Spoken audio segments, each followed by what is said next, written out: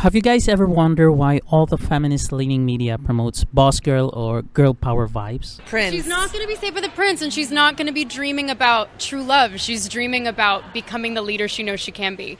I mean, it's not bad to do that, but to emasculate men from doing so feels very off, and to be honest, it's pretty tiring already. Back then, people used to do this shit, but it's more tolerable because they don't emasculate men in the process, or at least it's not that obvious. They also promote feminine traits while justifying why ladies can also take charge when it's needed, and that is beautiful. Nowadays, these girl power themes to promote womanhood and feminism in media are very emasculating, and believe some people raise their eyebrows, right? So the reason why I'm actually talking about this is because I made a video before about why you should play this certain game, and then as I held my research, I saw some comments about a certain character on that game. While reading those said comments, I realized, damn, they got a good point. Nowadays, it's just pure woke bullshit going on. Women are portrayed to be the bossy type person that look down on men. I mean, can you just become a boss without looking down on the opposite gender? And even if they don't, it's quite redundant because, as I've said earlier, it's quite tiring already. So if that's the case, then what should a feminist girl or an ideal woman character should be? Let me tell you about a character where, in my opinion, I truly believe is the ideal woman that true feminism should aim for. But before we dig deeper, let me just warn you that there are some spoilers in this video, so if you don't want that, you can pause this video now and maybe get the game and play it. So there we go, let's start. Meet our summoner, Yuna.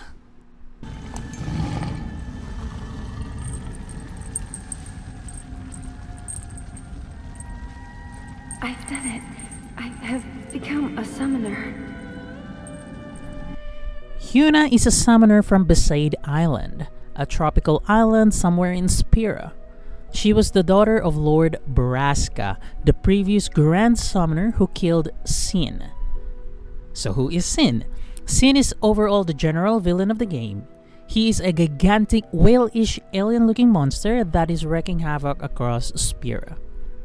Being a summoner means you need to go on a pilgrimage in order to stop Sin and kill him.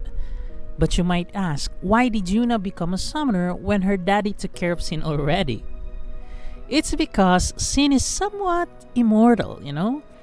So I'm not gonna spoil everything or the technicality of that issue, so let's just stick to the idea that Sin is somewhat immortal, okay? So to make it short, when a summoner kills Sin, the summoner also dies with it. And Sin will eventually be resurrected, and then another summoner must go on and kill it, creating a never-ending loop of pain and agony. So that's the reason why Yuna became a summoner, okay? So please remember that. Now, why is she the ideal woman that true feminism should aim for? It's because of her innocence and empathy towards all people. She didn't judge and look down on anyone, especially when they are on the opposite gender. Heck, even Seymour, if you have played a game you know Seymour, who literally low-key assaulted her and blackmailed her. She still showed compassion and care. And remember this clip from the ending? My dreams are fading.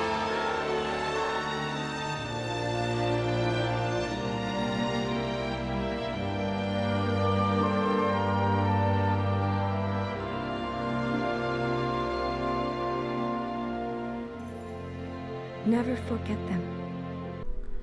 She even remembered him as part of his overall great and fond memories and experience.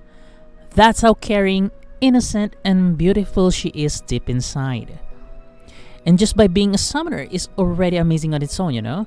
Because everyone in Spira knows that when an individual decides to become a summoner, death is inevitable, as she will be killed along with Sin eventually.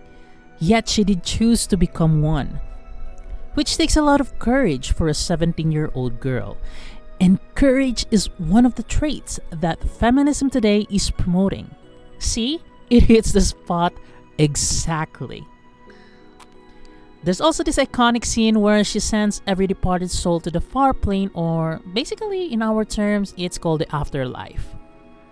It is very iconic because even when being faced by global level threat, she didn't cower in fear and still showed empathy to those who survived and compassion to those who died by performing the sending dance.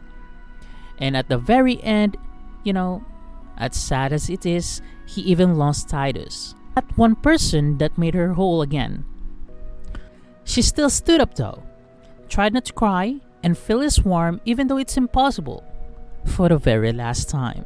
Which I think any one of you would agree, only strong women can pull that shit off, right? There are still some small details, but I don't want to drag this video for long, so if you want to experience it yourself, go and play the game. I promise you will not regret it.